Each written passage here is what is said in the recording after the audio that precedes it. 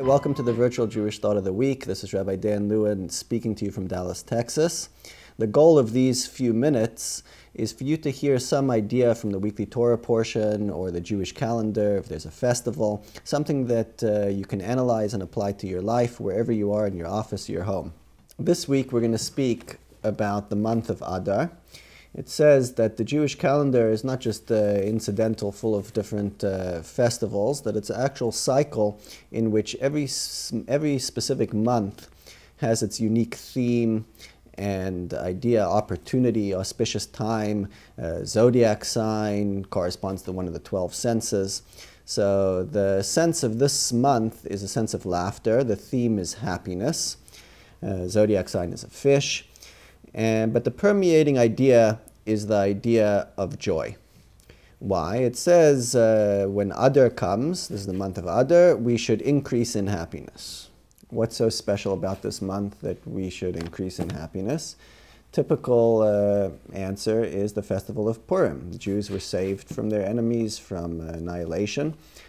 But let's give one specific idea, some background behind the story of Purim. It says that Haman, he cast lots to determine when the Jewish people were going to be executed. He wanted to randomly pick a month.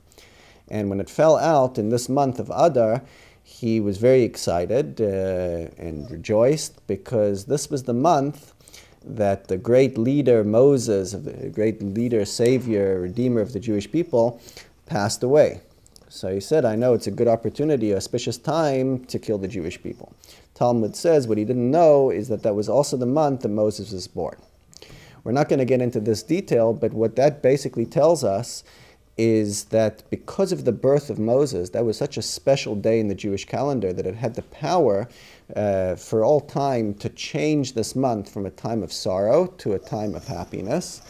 And that ultimately aided in the miracle of Purim.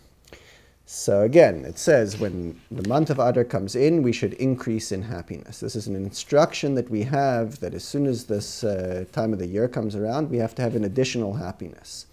But let's examine, what is this instruction? How can you command someone to be happy? So there are many different types of joy. There is a conditional joy that you have because you're in a good mood, something happened to you, you made a lot of money in the stock market, or you got engaged, or something went well in your life. So you had a good day and you're happy. That's a conditional happiness. Or just naturally, you feel like you're in a good mood.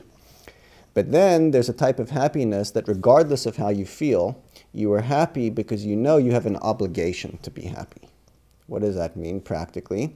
When you come home, you know you're about to meet with a friend, or you're going to see your children, or you're going to have guests at your house, and you don't feel happy. You're lazy, you're tired, you're stressed, whatever.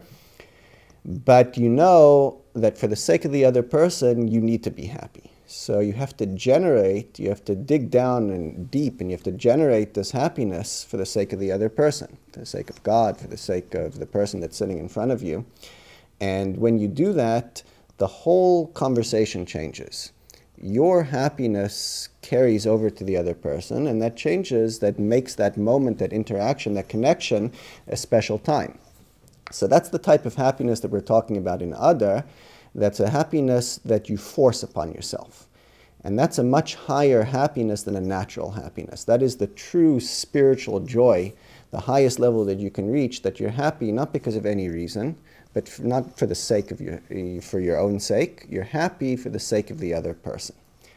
Thank you for your time, for watching. I would love to hear your feedback and comments. You can email me at the address below. Check out our Facebook page, the Sinai Cafe Facebook page, in the box below.